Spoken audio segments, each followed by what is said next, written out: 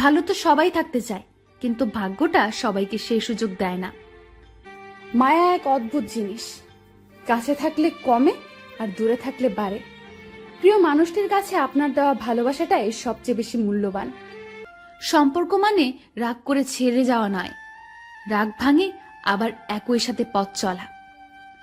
আমি এমন একজন মানুষকে ভালোবাসি যাকে কোনোদিন আপন করে পাবো না, তবুও তাকেই ভালোবাসি।